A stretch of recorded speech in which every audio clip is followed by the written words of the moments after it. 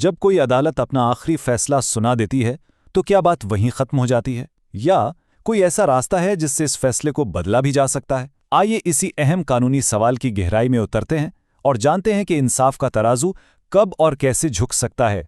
یہی وہ سوال ہے جس نے پاکستان کی اعلیٰ عدالتوں کو بھی کافی الجھا دیا اور جس کے نتیجے میں کاروباری اداروں اور حکومت کے درمیان کروڑوں روپے کے تنازعات پیدا ہوئے۔ تو آج ہم اسی قانونی گتھی کو سلجھانے کی کوشش کریں گے۔ اچھا، تو اس معاملے کی جڑ تک پہنچتے ہیں۔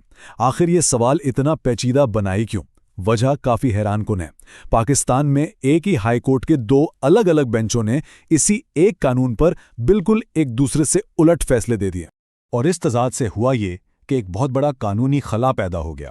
ایک طرف تاجر تھے اور دوسری طرف ٹیکس ڈپارٹمنٹ، اور دونوں کو سمجھ نہیں آ رہا تھا کہ قانون آخر کہتا کیا ہے۔ اس غیر یقینی صورتحال کے مالی اثرات بھی بہت بڑے تھے۔ یہاں پر ہمیں اس قانونی اختلاف کی اصل بنیاد نظر آتی ہے۔ ایک طرف تھا محدود نظریہ، جس کے مطابق اصلاح کا مطلب صرف چھوٹی موٹی صاف ظاہر ہونے والی غلطیاں ٹھیک کرنا ہے، آپ پورا فیصلہ نہیں بدل سکتے۔ دوسری طرف وسیع نظریہ یہ کہتا تھا کہ اگر فیصلے میں کسی اہم قانونی دلیل کو نظر انداز کر دیا گیا ہو تو اسے بھی اصلاح کے ذریعے شامل کیا جا سکتا ہے۔ یہی وہ بنیادی لڑائی تھی جسے حل کرنا تھا۔ اس قانونی الجھن کو صرف تھیوری میں سمجھنا تھوڑا مشکل ہے۔ آئیے اسے دو حقیقی کمپنیوں کی مثال سے دیکھتے ہیں جو اس غیر یقینی صورتحال کے بھنور میں پھنس گئیں: ناردرن پاور جنریشن کمپنی اور فاطمہ فرٹیلائزر کمپنی لمیٹڈ۔ یہاں کہانی میں ایک بڑا دلچسپ موڑ آتا ہے۔ دونوں کمپنیاں ٹرائیبیونل میں اپنی اپیلیں ہار گئیں۔ عام طور پر تو اگلا قدم ہائی کورٹ میں اپیل کرنا ہوتا ہے، لیکن انہوں نے ایسا نہیں کیا، بلکہ اسی ٹرائیبیونل میں غلطی کی اصلاح کی درخواست دائر کی، اور نہ صرف کیس دوبارہ کھلوایا بلکہ ہارا ہوا کیس جیت بھی لیا۔ اس معاملے میں داؤ پر کیا لگا تھا؟ ذرا سوچئے، صرف فاطمہ فرٹیلائزر کے کیس میں ٹیکس کی رقم 62 کروڑ روپے سے بھی زیادہ تھی۔ یہ کوئی چھوٹی موٹی رقم نہیں ہے۔ اس سے اندازہ ہوتا ہے کہ قانون کی صرف ایک تشریح بدلنے کے کتنے بڑے مالی نتائج ہو سکتے ہیں۔ یہ ٹائم لائن دیکھیں، اس سے یہ قانونی چکر حیران کن طور پر واضح ہوتا ہے۔ 2016 میں ٹرائیبیونل میں اپیل ہار گئے، لیکن پھر 2020 میں اصلاح کی درخواست کے ذریعے وہی کیس جیت لیا گیا۔ 2022 میں ہائی کورٹ نے اسے غلط قرار دیا، لیکن معاملہ واپس بھیجنے پر ٹرائیبیونل نے پھر سے کمپنی کے حق میں فیصلہ دے دیا۔ یہ تو ایک لامتناہی چکر تھا جس میں انصاف حتمی نتیجے تک پہنچ ہی نہیں پا رہا تھا۔ تو اہم نقطہ یہ تھا، کیا اصلاح کا قانون واقعی غلطیاں ٹھیک کرنے کے لیے ہے یا یہ ہارے ہوئے مقدمے کو دوبارہ لڑنے کا ایک چور دروازہ بن گیا ہے؟ اسی سوال کا جواب دینے کے لیے ہائی کورٹ کا ایک لارجر بینچ تشکیل دیا گیا۔ اس سارے معاملے کو سمجھنے کی چابی ایک قانون میں چھپی ہے، سیلز ٹیکس ایکٹ 1990 کا سیکشن 57، جو غلطی کے اصلاح یعنی ریکٹیفیکیشن آف مسٹیک کے بارے میں ہے۔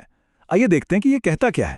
سیدھے سادے لفظوں میں یہ قانون کہتا ہے کہ اگر کسی عدالتی حکم میں کوئی ایسی غلطی ہے جو بالکل واضح ہو اور ریکارڈ پر ہی موجود ہو تو اسے ٹھیک کیا جا سکتا ہے۔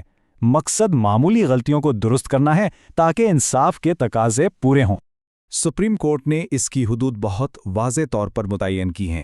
اصلاح صرف اس غلطی کی ہو سکتی ہے جو حکم نامہ پڑھتے ہی نظر آ جائے، جیسے کوئی لکھنے کی غلطی یا حساب کتاب کی بھول چوک۔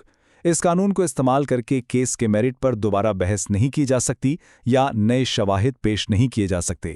یہ اپنی رائے بدلنے کا نہیں بلکہ ایک واضح غلطی کو ٹھیک کرنے کا ایک ذریعہ ہے۔ تو اب ہم واپس اپنے بنیادی سوال پر آتے ہیں۔ کیا سیکشن 57 ایک چھوٹا سا آلہ ہے کلیریکل غلطیاں ٹھیک کرنے کے لیے، یا پھر یہ ایک ایسا طاقتور ہتھیار ہے جس سے پورے کیس کا نتیجہ بدلا جا سکتا ہے؟ لارجر بینچ نے اسی سوال کا حتمی جواب دیا۔ اور اب ہم اس وضاحت کے کلائمیکس پر پہنچ گئے ہیں، جہاں لاہور ہائی کورٹ کے لارجر بینچ نے اس قانونی مخمصے کو ہمیشہ کے لیے ختم کرتے ہوئے اپنا واضح اور فیصلہ کن فیصلہ سنایا۔ عدالت کا یہ ایک جملہ پورے معاملے کا خلاصہ ہے، اس سے زیادہ واضح طور پر نہیں کہا جا سکتا تھا۔